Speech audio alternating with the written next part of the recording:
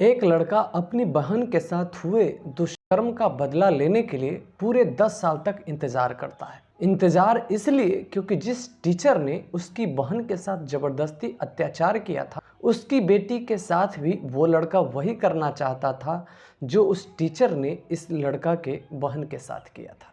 जिस समय उस टीचर ने इस लड़के के बहन के साथ अत्याचार किया था, अनाचार किया था, उस समय उस टीचर की बेटी का उम्र सिर्फ 8 साल था और 10 साल जब ये इंतज़ार करता है, उसके बाद उसकी बेटी की उम्र 18 साल हो जाती है और उसके बाद वो लड़का उस टीचर की बेटी को घर से उठा लेता है और बहुत दूर लेकर चला जाता है। दोस्तों, क्या वो अपनी बहन के साथ हुए अत्याचार का बदला टीचर की बेटी के साथ अत्याचार करके ले पाता है? टीचर ने न सिर्फ इसी लड़के के बहन के साथ अत्याचार किया था, बल्कि अपने स्कूल के कई सारी लड़कियों के साथ अत्याचार किया था। तो आज तक तो वो सैकड़ों लड़कियों के साथ अत्याचार कर चुका था। फिर उसे जब अपनी बेटी के साथ अत्याचार होता है तो उसे कैसा अनुभव होता है? ये सब कुछ जानने के लिए आपको मेरे इस वीडियो में अंत तक बने रहना पड़ेगा। दोस्तों, ये कहानी बहुत ही मार्मिक है, बहुत ही शिक्षाप्रद है और बहुत ही सोशल है। इसलिए आप इस वीडियो को बगैर स्किप किए हुए पूरा देखिए। नमस्कार, प्रणाम। कहानी के इस एपिसोड में मैं सूरज राय आपका स्वागत करता हूं। अगर आप मेरे चैनल पर नए हैं तो प्लीज़ मेरे चैनल को सब्सक्राइब कर लें। कहानी मैं शुरू करूं इससे पहले मैं उन लोगों का नाम ले लेता हूं जिन्होंने मेरी पिछली वीडियो पर कमेंट किया था। ओंकार शर्मा हैं जलंधर पंजाब से, किशन कुमार हैं, राकेश जी हैं जबलपुर से। चलिए दोस्तों, अब कहानी शुरू करता हूँ। संजना नाम की एक लड़की होती है जो प्राइवेट कॉन्वेंट स्कूल में पढ़ा करती थी, सीबीएसई कैरिकुलम से। वो जब स्कूल जाया करती थी तो उससे 2 साल छोटा उसका संजना का भाई था, वो भी उसके साथ जाया करता था। दोनों भाई बहन पढ़ने में बहुत ही इंटेलिजेंट थे और वो संजना तो कुछ ज़्यादा ही इंटेलिजेंट थी, पढ़ने पर उसका कुछ ज़्यादा ही फोकस था। उसके माँ बाप को लगता था कि हमारे ये जो बच्चे हैं आगे चलकर बहुत कुछ करेंगे। संजना के परिवार में सिर्फ 4 लोग थे। एक संजना का छोटा भाई, संजना की माँ, संजना के पिताजी। किराए के मकान में ये लोग रहा करते थे। संजना जो थी देखने में बहुत ही खूबसूरत थी। पूरे स्कूल के लड़कों में चर्चा का विषय था। लड़कियां भी इसकी सुंदरता को लेकर बात किया करती थी, कोई कोई तो इसे हीरोइन तक कह देते थे। लेकिन उसी स्कूल का जो हेड मास्टर था, उसकी गंदी नीयत संजना पर थी। हेड मास्टर जो खुद शादीशुदा था, बाल बच्चेदार था, उसकी गलत निगाह, गंदी नज़र संजना पर थी। जब भी कभी मौका मिलता था तो वो हेड मास्टर संजना को गलत तरीके से छू लेता था। वैसे वो हेड मास्टर ऐसा सिर्फ संजना के साथ ही नहीं करता था। उस स्कूल में कई ऐसी लड़कियां थी जिसके साथ हेड मास्टर बदसलूकी कर चुका था। लेकिन चूंकि वो हेड मास्टर था, साथ में उस स्कूल का मालिक भी था, जिसके कारण कोई उसके ऊपर उंगली नहीं उठाता था। वो जो स्कूल था उस इलाके का बहुत नामी स्कूल था। सभी गार्जियन चाहते थे कि मेरा बच्चा इस स्कूल में पढ़े। 10th का बोर्ड एग्जाम आने वाला था और जिसको लेकर संजना बहुत खुश थी।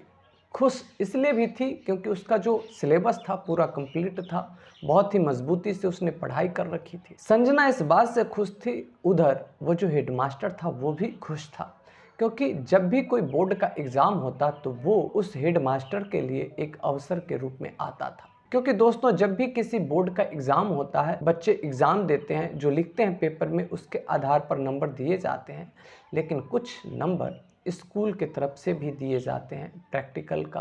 वो हेड मास्टर के लिए यही चीज़ एक मौका था, अवसर था, और इसका वो हर बार फ़ायदा उठाता था। वो क्या करता था कि नंबर देने के एवज़ में लड़की के सामने डिमांड रखता था कि तुझे मेरे साथ सोना पड़ेगा, तुझे मुझे खुश करना पड़ेगा। और इस तरीके से अब तक न जाने वो कितनी लड़कियों के साथ अत्याचार कर चुका था। संजना पर गंदी दृष्टि उसको पहले से ही थी। वो इसी अवसर के तलाश में था और वो अब अवसर आ भी गया था। प्रैक्टिकल के पेपर से पहले कई सारी लड़कियों को वो हेडमास्टर ऑफिस में मिलने बारी बारी से बुलाता है। सारी लड़कियां बारी बारी से मिलने जाती है। अब उसके साथ जो भी करना होता है हेडमास्टर को वो करता है। उसमें से कुछ लड़की मान जाती है, कुछ लड़की नहीं मानती। जब संजना की बारी आती है, संजना जाकर पूछती है, जी सर आपने बुलाया, तब वो हेड मास्टर कहता है कि देखो, तुम पढ़ने में बहुत तेज हो, अगर तुम्हें पूरा नंबर स्कूल से दे दिया जाए तो हो सकता है कि तुम टॉप कर सकती हो। संजना कहती है, जी सर, अगर स्कूल मुझे पूरा नंबर दे दे तो ये तो अच्छी बात है। तब वो हेड मास्टर कहता है, लेकिन ये पूरे नंबर ऐसे नहीं दिए जा सकते। संजना समझदार थी, वो पहले से ही हेड मास्टर के बारे में थोड़ी थोड़ी बातें जानती थी, तो वो पूछती है, सर आप खुलकर बताइए। तो वो हेड मास्टर बताता है कि अगर तुम्हें पूरे नंबर चाहिए तो तुम्हें मुझे खुश करना पड़ेगा, तुम्हें मेरे साथ सोना पड़ेगा। संजना पढ़ने में जितना तेज थी उतनी ही समझदार थी। वो तपाक से बोलती हेड मास्टर से कि सर ये आप कैसी बातें कर रहे हैं, क्या मेरे जगह पर आपकी बेटी होती तो क्या उससे भी आप ऐसे ही बातें करते?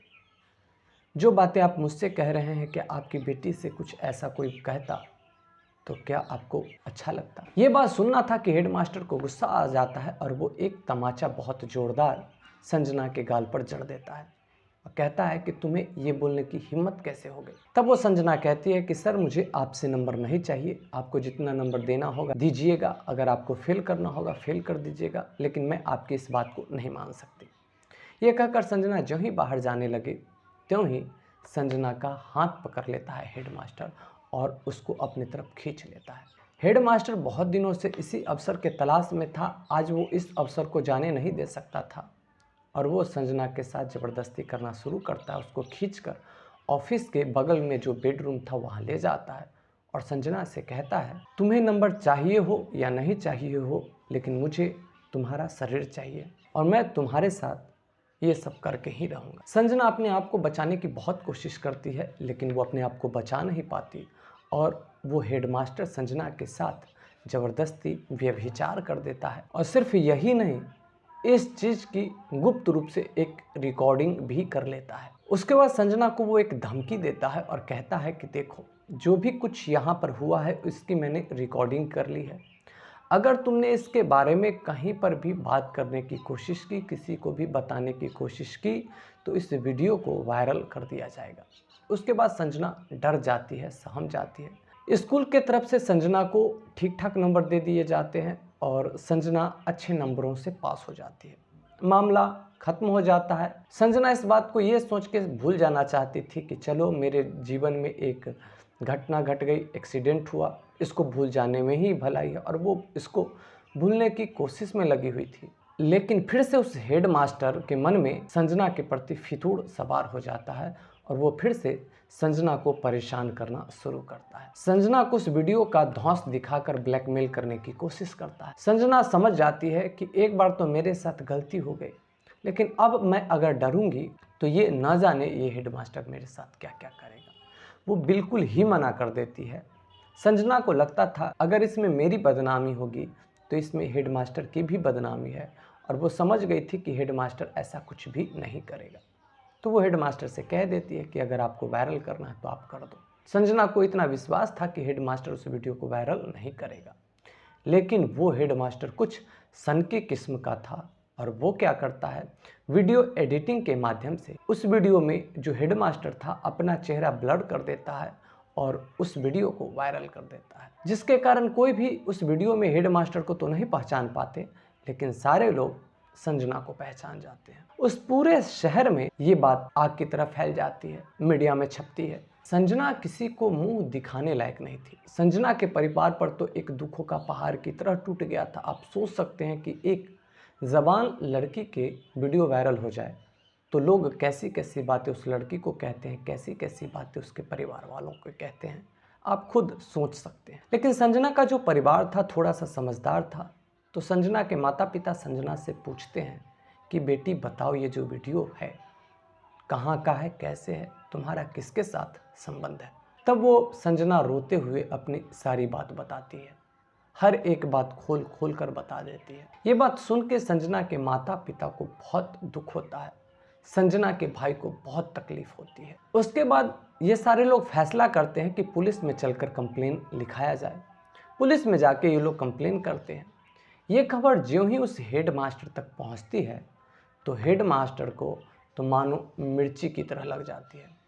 हेडमास्टर बहुत पैसे वाला था। स्वाभाविक सी बात है कि उस इलाके का जो सबसे टॉप स्कूल था उसका वो मालिक था। वो संजना के घर पे धमकी भेजना शुरू कर देता है। कहलवाता है कि अगर केस वापस नहीं लिया गया, ये जो आरोप हमारे ऊपर लगाए गए हैं, अगर ये वापस नहीं लिया गया तो तुम्हारे घर के हर एक सदस्य को मार दिया जाएगा। पुलिस को भी पैसे खिलाए गए, जिसके कारण पुलिस उस केस को दबा देती है और धमकी और प्रताड़ित इतना किया जाता है कि संजना और संजना के परिवार वालों को वो शहर छोड़कर दूसरे शहर में शिफ्ट होना पड़ता है। अब ये बात संजना के भाई के दिल पर लग जाती है। वो अभी सिर्फ 14 वर्ष का ही था। उसके मन में उस हेड मास्टर से बदला लेने की भावना जग जाती है। वो जो हेड मास्टर था, उस हेड मास्टर की एक बेटी थी। जिस समय ये घटना घटी उस समय वो मात्र 8 साल की थी। इधर संजना के भाई के मन में बदले की आग जल रही थी और वो उस हेडमास्टर की बेटी के जवान होने का इंतजार करने लगता है। दोस्तों, वो इंतजार 1-2 साल नहीं करता, पूरे 10 साल तक करता है। और 10 साल इंतजार करने के बाद जब हेडमास्टर की बेटी 18 साल की हो जाती है, तब एक प्लानिंग के तहत हेडमास्टर की बेटी को अगवा कर लेता है, उसको उठा लेता है रास्ते से। इधर हेडमास्टर पुलिस में जाकर अपने बेटी के अगवा होने का कंप्लेन करता है, गुमशुदगी का रिपोर्ट दर्ज करता है। लेकिन संजना का भाई हेडमास्टर की बेटी को वैसी जगह लेकर चला जाता है कि किसी को कुछ भी पता न चले। पुलिस अब तक ये पता लगाने में नाकाम रही कि कौन ले गया और कहाँ ले गया। ऐसे सुनसान, ऐसे गुमनाम जगह पर ले जाता है हेडमास्टर की बेटी को। वहां पहुंचने के बाद हेडमास्टर की बेटी संजना के भाई से, आपने मुझे अगवा किया, लेकिन मेरा जुर्म तो बताइए कि मुझसे क्या गलती हुई है। तब वो संजना का भाई कहता है कि जब मैं यहाँ से तुम्हें छोड़ूंगा उसके बाद तुम जाकर अपने बाप से पूछना कि तुम्हारी गलती क्या है। तो वो लड़की बोलती है कि नहीं, मैं आपसे सुनना चाहती हूँ, आप बताइए कि मेरी क्या गलती है, मुझसे ऐसी क्या भूल हो गई कि आप ऐसा कर रहे हैं। क्या आपको पैसे चाहिए तो आप मेरे घर वाले को कह दीजिए, आपको जितना पैसा चाहिए वो आपको पैसा दे देंगे, लेकिन मुझे छोड़ दीजिए। तब वो जो लड़का होता है संजना का भाई, वो अपनी बहन का वो वायरल वीडियो दिखाता है और कहता है इस वीडियो को देखो गौर से, जानती हो इसमें जो लड़की है वो कौन है। तो हेडमास्टर की बेटी कहती है कि नहीं, मुझे नहीं पता कि ये कौन है। लड़का कहता है कि ये मेरी बहन है संजना, और जानती हो इसमें जो ये मर्द है ये कौन है। हेडमास्टर की बेटी कहती है मैं नहीं जानती। तब ये लड़का कहता है कि ये तुम्हारा बाप है। जो ही ये बात बताता है, जो लड़की होती है अपने पिता का जो शरीर है इससे पहचान लेती है कि हाँ ये उसका बाप ही है। उसके बाद संजना का भाई पूरी कहानी बताता है लड़की से और फिर कहता है कि तुम्हारे बाप ने जो अत्याचार मेरी बहन के साथ किया, मैं उसी अत्याचार का बदला आज तुम्हारे माध्यम से लूँगा। ये बात सुनकर वो लड़की मौन हो जाती है, एकदम घबरा जाती है, क्योंकि उसको तो लगता था कि ये आदमी मुझे पैसे के लिए किडनैप किया है, लेकिन उसको ये उम्मीद नहीं थी कि ये आदमी उसके शरीर के साथ खेलना चाहता है, आदमी इसका दुष्कर्म करके बदला लेना चाहता है। फिर वो लड़की कहती है कि मेरे पिता ने जो गलती की आप भी तो वही कर रहे हो। मेरे पिता ने एक लड़की पर अत्याचार किया और आप भी इस बात का बदला एक लड़की पर अत्याचार करके ही ले रहे हो। मेरे पिता ने एक लड़की के साथ अत्याचार किया तो आप भी मेरे बाप से बदला लेने के लिए एक लड़की पर ही तो अत्याचार कर रहे हो। गलती करे पुरुष समाज, उसका बदला भी ले पुरुष समाज, लेकिन जिस पर जुल्म करे वो हमेशा लड़की ही हो, महिला ही हो। अगर आप अपनी बहन के इज्जत लूटने का बदला ले रहे हो तो बिल्कुल आप मेरा इज्जत लूट के मेरे बाप से बदला ले सकते हो, लेकिन क्या इससे आपकी बहन की इज्जत वापस आ जाएगी? अगर आप मानते हो कि मेरे बाप ने जो अत्याचार किया वो सिर्फ आपकी बहन के साथ किया, तो बिल्कुल आप मेरे साथ जो भी करना चाहो कर लो। लेकिन अगर आप ये मानते हो कि मेरे बाप ने पूरे नारी समाज पर, पूरे लड़की समाज के साथ अत्याचार किया, तो फिर आप उस गलती का बदला एक लड़की से ही लोगे। तब वो लड़का कहता है कि मैं बदला तुमसे नहीं ले रहा हूँ, मैं बदला तो तुम्हारे बाप से ले रहा हूँ, जिसने कितने बाप की बेटी के साथ, कितने भाई की बहन के साथ अत्याचार किया, ज़बरदस्ती की। तो उसको भी तो पता चलेगा कि जब किसी की बहन किसी की बेटी के साथ ऐसा अत्याचार होता है तो उस पर क्या गुजरती है। तब वो लड़की कहती है आपको इस बात का तो फिक्र है कि जब किसी लड़की के साथ दुष्कर्म होता है तो उसके बाप पर क्या बीतती है, क्या गुजरती है, उसके भाई पर क्या बीतती है, गुजरती है। लेकिन आपको इस बात का कोई एहसास ही नहीं कि जिस लड़की के साथ अन्याय होता है, दुष्कर्म होता है, उसके ऊपर क्या बीतती होगी। मेरे बाप ने आपकी बहन के साथ जो किया उससे आप लोगों पर क्या गुजरी होगी मैं जानती हूँ, आपके माता पिता पर क्या गुजरी होगी मैं जानती हूँ, लेकिन आपके बहन पर क्या गुजरी होगी इस बात का अंदाज़ा ना तो आप लगा सकते हैं ना मैं लगा सकती। लड़का कहता कि मैं उसी बहन का तो बदला ले रहा हूँ। फिर लड़की खुद से अपना कपड़ा खोलने लगती है और बोलती है कि अगर मेरे साथ ये सब करने से तुम्हारी बहन का बदला पूरा हो जाता है तो लो कर लो, लेकिन साथ में याद रखना कि तेरी बहन का बदला पूरा नहीं होगा, तेरा बदला भले ही पूरा हो जाए, लेकिन याद रखना तेरा बदला, तेरे परिवार का बदला पूरा हो जाएगा, लेकिन मेरी नज़रों में तुम जीवन भर के लिए एक गुनहगार बन के रहोगे। ये बात जब वो लड़का सुनता है तो एकदम से मौन हो जाता है। अब तक जो उसके आंखों में खून सवार था, बदले की आग में जल रहा था, वो थोड़ा सा सर्द हो जाता है, शांत हो जाता है। और उसके बाद लड़का कहता है कि मेरी बहन इतने दिनों से जिस आग में जल रही है उसका क्या, मेरी बहन के साथ इतने दिनों से अत्याचार हुए, वो अंदर से कितना घुट रही होगी उसका क्या। तुम ये चाहती हो कि तुम्हारे बाप को ऐसे ही छोड़ दिया जाए, उसको किसी भी प्रकार की सज़ा न दी जाए। तो लड़की कहती है कि नहीं, ऐसे कैसे छोड़ा जाए, इसके लिए पुलिस है, कानून है, इसका शरण लो। तो लड़का कहता है कि सब कुछ करके देख लिया गया था, लेकिन तुम्हारे बाप ने पैसे के दम पर और धमकी देकर इन सारे मामले को ख़त्म कर दिया। लड़की कहती है कि इस बार मैं तुम्हारे साथ हूँ, तुम जो एहसास मेरे बाप को कराना चाहते हो तुम इसके लिए निश्चिंत रहो, ये एहसास भी मैं उस शख्स को करा दूंगी। पुलिस के सामने वो लड़की जाकर कहती है कि मैं अपनी मर्जी से इस लड़के के साथ भागी थी, इसने मेरा कोई अपहरण नहीं किया था। ये बात जब हेडमास्टर सुनता है तो उसके पैर के नीचे की ज़मीन खिसक जाती है। हेडमास्टर की बेटी ही उस लड़के के साथ मिलकर एसपी के पास जाती है और जो केस को दबा दिया गया था उसको रीओपन करने की मांग करती है। उस स्कूल में जितने भी लड़कियों के साथ उस हेडमास्टर ने अत्याचार किया था उस सब से मिलती है और सबसे मिलकर और फिर गवाहों की एक सूची तैयार करती है और इसके आधार पर उस हेडमास्टर को सज़ा दे दी जाती है। जब हेडमास्टर जेल में जा रहा होता है उस समय वो पुलिस से कहता है कि मैं एक बार अपनी बेटी से मिलना चाहता हूँ। पुलिस आकर उसकी बेटी से कहता है कि तुम्हारा बाप तुमसे मिलना चाहता है। वो लड़की चाहती है अपने बाप से मिलने। तब हेडमास्टर अपनी बेटी से कहता है कि भगवान ना करे कि ऐसी बेटी किसी को मिले। तब उसकी बेटी अपने बाप से कहती है कि भगवान ना करे कि आप जैसे आदमी के घर में किसी बेटी का जन्म भी हो। और फिर एक झूठ अपने बाप के कान में कहती है, जो झूठ उस हेडमास्टर को जीवन भर जलाने के लिए काफ़ी था। और उसके कान में कहती है कि जो अत्याचार आपने उसकी बहन के साथ किया था वही चीज़ उसने मेरे साथ करके अपना बदला पूरा कर लिया। उसने जब मेरे साथ ये सब ज़बरदस्ती किया तो मुझे बुरा लगा, लेकिन जब उसने आपकी करतूत बताई तो फिर मुझे बुरा नहीं लगा और अब मैं उसी से शादी करूँगी।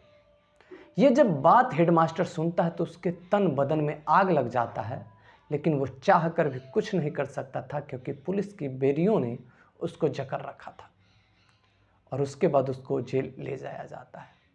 दोस्तों, कैसी लगी आपको ये वीडियो, आप हमें कमेंट करके ज़रूर बताइएगा। जब भी आप कमेंट करें तो कमेंट में आप अपना नाम अवश्य लिखें। आपने मेरी वीडियो को अंत तक देखा, इसके लिए आपका शुक्रिया।